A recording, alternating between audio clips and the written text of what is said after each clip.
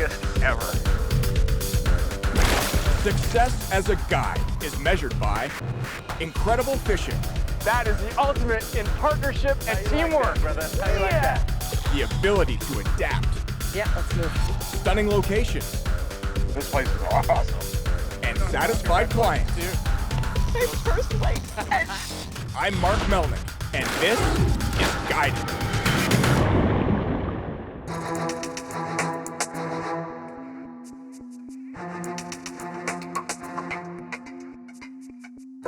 Grand Bahama Island is mecca for big fish and is becoming a world leader for big bonefish. The colors of that. The bone fishing is exceptional, with opportunities to cast at larger schools of bones or to smaller groups, pairs, and singles. The thrill. This variety is only matched by the flats environment itself, where anglers will experience vast and varied bottom structure. The shoreline of Grand Bahama's north side is extremely soft and protected by miles of mangroves, in places several miles deep. However, hard-bottom flats are accessed by boat and allows for wading. Greg Vincent and Bahamian business partner Jason Franklin purchased H2O Bone Fishing to capitalize on the numbers of large bonefish in Grand Bahama Island.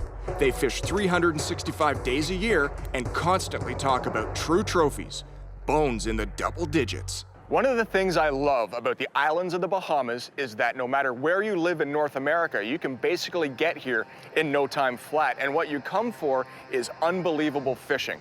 Now, this is Jason Franklin. Morning. Greg Vincent. Morning, Mark. They run a company called H2O Bone Fishing, and H2O Bone Fishing is responsible for not only great bone fishing, but a very unique fishery. Guys, you've flown me down here to do a guiding expedition. What am I in for? Well, you're in for some really good fishing, Mark. Let's start with that for sure. It's going to be interesting, having never done it before. So it'll be interesting to watch you learn how to pole. Yeah. Watch you how quickly you turn on to looking at fish and all the little intricacies that come along with bone fishing. Jason, I'm a novice to an intermediate bonefish angler. Does somebody like that have the chops to step into the responsibility of a guide? Absolutely. It's going to be a bit of a learning curve for you, but you should have a lot of fun doing it. You're in the Bahamas, so chill out, relax, and let's get into it. So what's the first order on tap? Well, I'm going to introduce you to your guide, and let's go out and get on the water. Okay, what's his name? Kevin.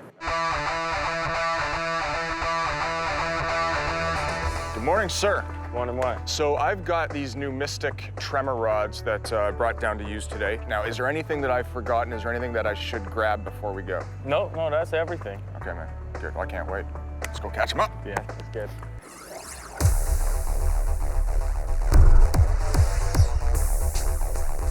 In a couple of days, I've got a client that I actually have to guide. The problem is that I've never even pulled somebody around. Well, I guarantee you, sir, it's not going to be pretty, but I will try, I'm trying my best.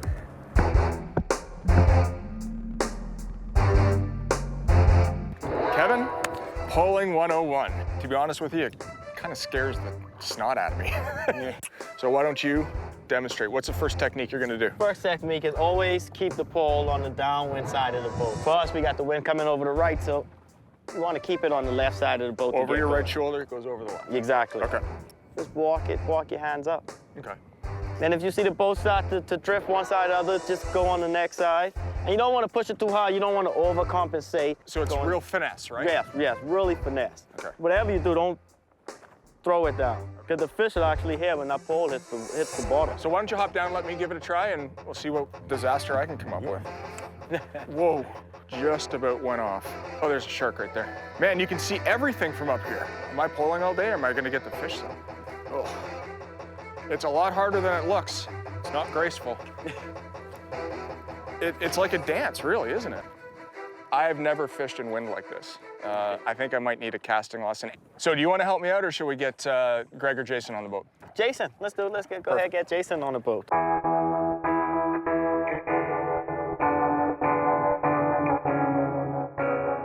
What are some of the tips and techniques that your guides give your clients when they're out on the water? So if a client is struggling, for example, false casting too much, not getting enough line out, we're trying to use a water cast. And a water cast is basically let the line lay down, let it straighten, then you lift it, cast a little more, and keep throwing as you go with clients. And that's, as a guide, is a good way to get a client to cast further. One of the key reminders for all clients is actually to slow down. A lot of people tend to think that the more you cast, the further you're going to get it. When you get buck fever and the guide's standing on the back and he's saying 11 o'clock, 40 feet, now, yeah. everyone, what they tend to do is boom, boom, boom, boom, quick, quick, quick, quick. Right. The truth is, most people have the rod loaded the most on their second or third false cast. Let me try that water cast and then I'll see if I can do this. The key with doing a water cast is to make sure the line is straight in front of you and you've got the weight of the line to load the rod on the back cast. There you go. Now strip in a bit so you've got the line nice and straight, you're tight, and then lift, shoot. There you go. How far is that? 50 feet. Is there a set of communication that you impose on your clients so that they have the best shot at catching fish? The first thing I always focus on is I will look at, get the clock sorted out, the direction basically. The front being 12 o'clock, right. 3 o'clock and 9 o'clock. Okay. The second thing you're going to do is work on distance. Okay. So if I look at the mangrove shoot there, I'm going to say to the client, how far is that? I'd say that's 40 feet. And I'd say, well, that's 50 for me. Okay. And so if his 50 feet's my 50 feet, we're off to a good start. Gotcha. And then there's some little nuances in that as well. I might say 3 o'clock, and then what I'm going to say to clients, I want you to go left a bit. And so you establish left, left, left, right there. Gotcha. And I also want the client to point his rod out. Right. And if you use that, it will then help you understand where the client's looking, because their rod tip is their line of sight. Right. So Jason, you and I have never had the opportunity to fish together. Let's get out there and develop that relationship and catch some big bonefish. Let's do it.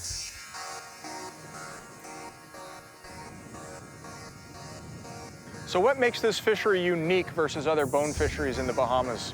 You couldn't fish this place in a lifetime. There's so much area to cover, so many nooks and crannies where fish hide out. It's what makes it such an interesting place as a guide, and probably why we have some of the biggest fish in the world, really.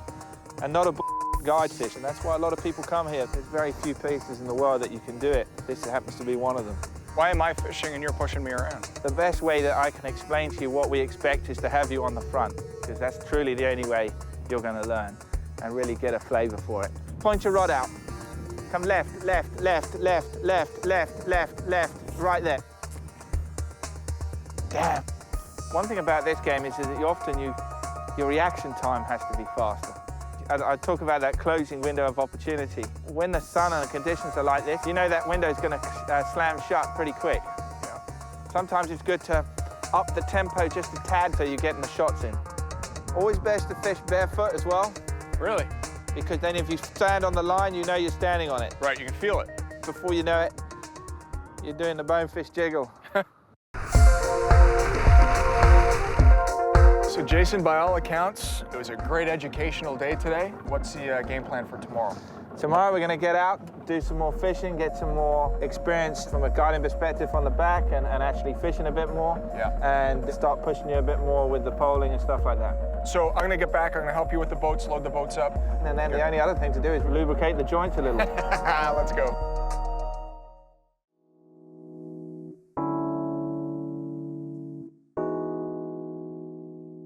The next morning, we get at it early. The plan? More guiding lessons with Kevin.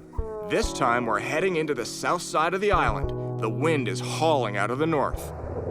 This is very different from yesterday. This is 180 degrees different. Yeah. There's bonefish right there. You can fish from the front, how's that? Sounds good to me. Kevin and I agree to take turns. I'll start on the platform, and he'll fish. We'll switch positions at each new bonefish flat. And with a new environment, the guide tactics have to change. So what am I looking for here, Kevin, for signs of bonefish? Anything moving across the bottom, and look for some blackish, grayish dots. They're actually easier to hide than on the north side too, because when these fish turn sideways, you know, you're basically going to be seeing the white sand. For me, I always think it's easier to catch the fish when they're actually crossing the grass or the rocks. On that white sand, I feel like they see the shadow a lot of times. I gotcha. You see that little gray dot out there? Just Yeah. in the front, that's a bonefish coming at us. Just in the front of Right in front of that. that big black spot. Yeah, it's two of them. Okay, I can see them moving now. Right on them. This fish is bigger than I thought he was. I thought this was a little shrimp. Can't beat this. How'd you like that rod? It's nice. I love how it casts. Man, you played that really well. That was as smooth as it gets. Place, strip, strip, hit, go. Congratulations, my friend. Thank you, thank you. Very nice.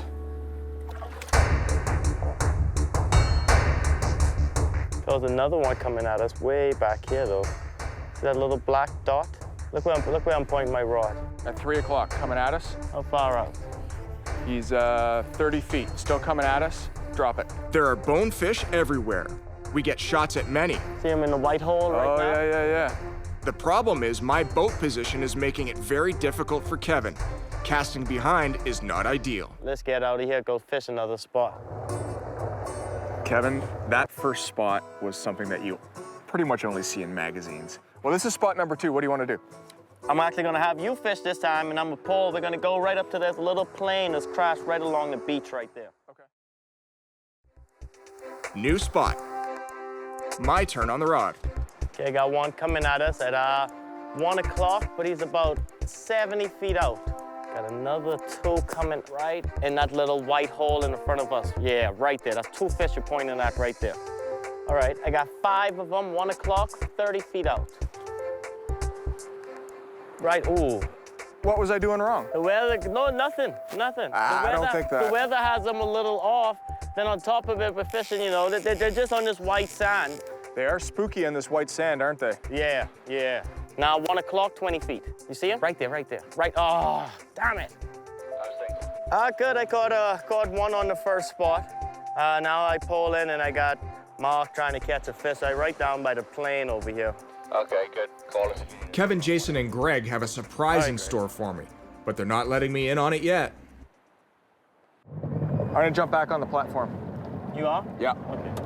I need to be able to spot these fish in a darker bottom, right? This is a lot easier, but I don't know. I don't have the hang of it. Need the practice.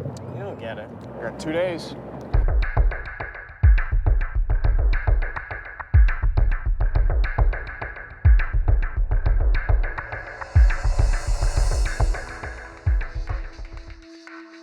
And as I get the pleasure of the bow for the last flat of the day, I do my best to get the skunk off my back. All right, coming at us at 1 o'clock. I don't think that's a bone, though. But one's coming at it. Oh, it's a bone. It's a baby. If he's gonna pull against, we can set a record. Smallest bonefish on fly. It's funny as hell when you do get them. Oh, quick release. I take another stab on the bow, and Kevin gives me some advice about pulling clients. Times when you're not seeing fish, you probably want to pull a little bit faster. You know, giving the angler the right angle. But yeah, just positioning in the boat once you see the fish. And that's about it, really. The surprise Kevin had in store for me was for Jason and Greg to show me yet another example of how great the fishing was off Grand Bahama Island.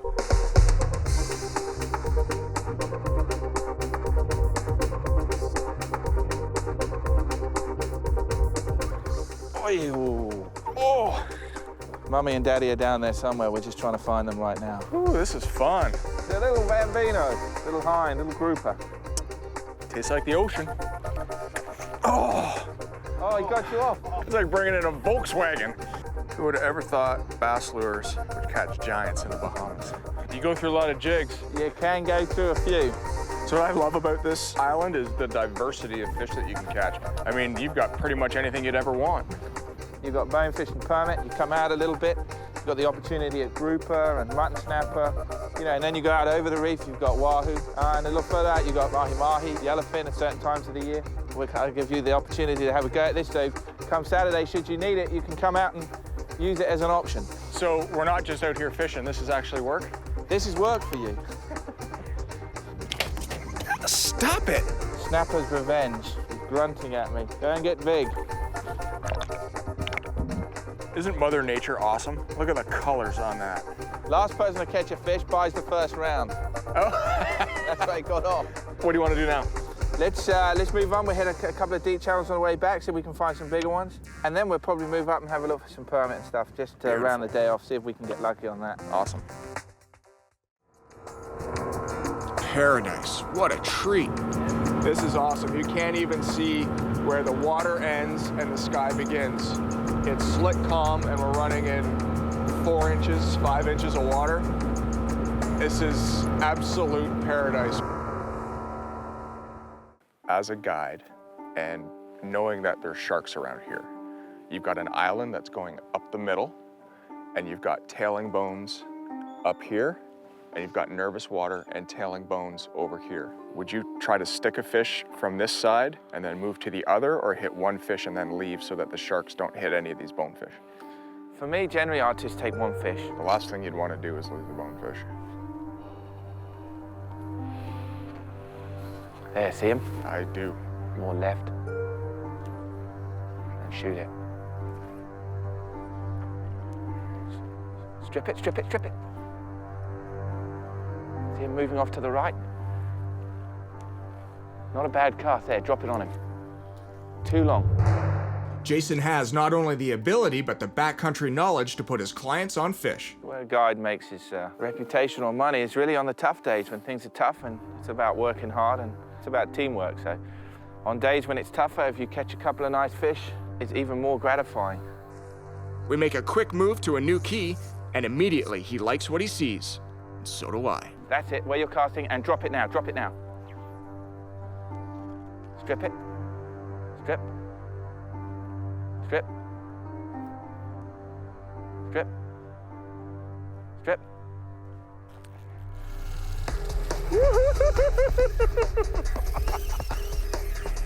Oh, he has gone to Tijuana.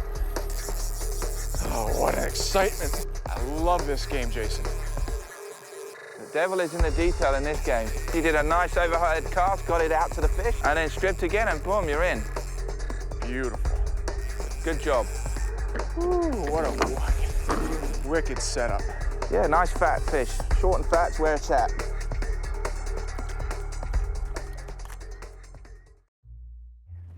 One o'clock, 100 feet.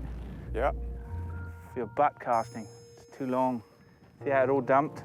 Your casting's going kaput. Let that line straighten. See that noise? Didn't spook? I did, eh? This. It's funny what happened. My own insecurity actually contributed to the demise of the day. Jason was perfectly calm and tried his best to help me keep my emotions in check. Take a deep breath, take a chill pill. There's steam coming out your ears. There is. But as the day went on, things got worse, way worse. This wind should not be a problem for me. But you're just overthrowing. You're trying to force it at the end of that cast. Too much line out. Yeah, look at your line all f***ed up. Look, look, look. Sort it out. Set yourself up again. See the fish there? Put it on him. Left a bit, slow down, and shoot it. Oh, come on, you've got to do much better than that. That was way too quick. You didn't have your line bunched up again, did you? No. He's about 90 feet moving in towards the bank. See the nervous ripple? Reset. Forget all the things that are going on in your head and start again. Look right, right. Point your rod out so I can see where you're looking. Left, left. See the tail? Yes. There. There, right in front of you, just to your left. See him? And drop it on him.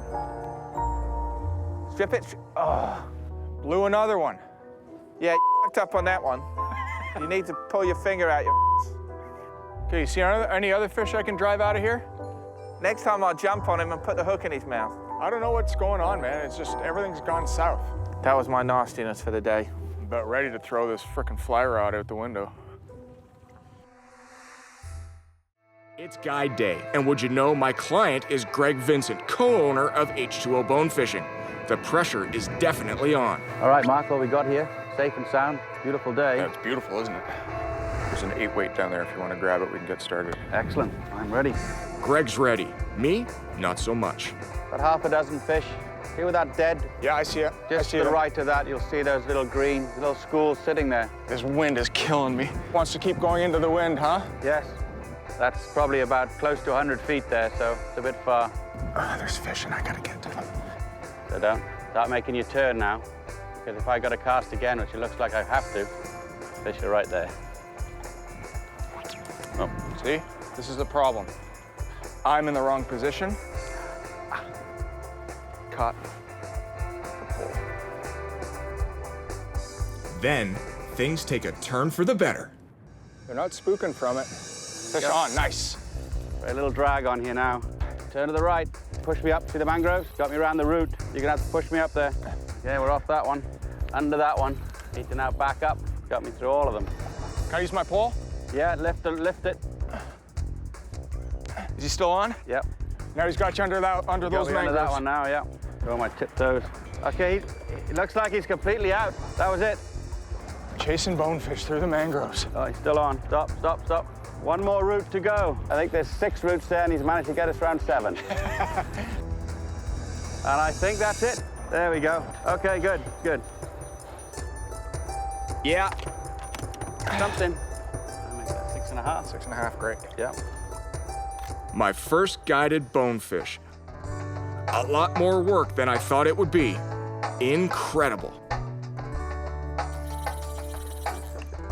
Greg, what an awesome day bone fishing here in the Bahamas. I have to thank you. It was my first day, and all in all, I think it was pretty successful. It was a very successful day, Mark.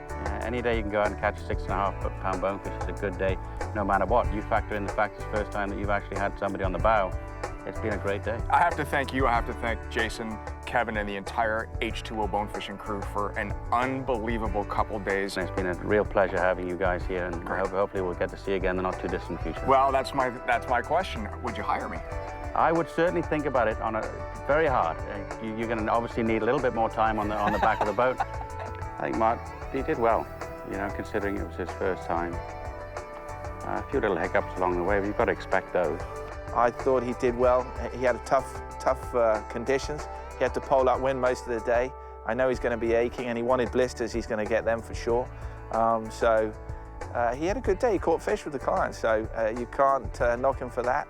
But you know, if you'd give him 8, I'd give him 8 out of 10. And the only reason I'm going to take 2 points off is because he said this morning he wanted to do a half day, and that's for the client to decide and not him.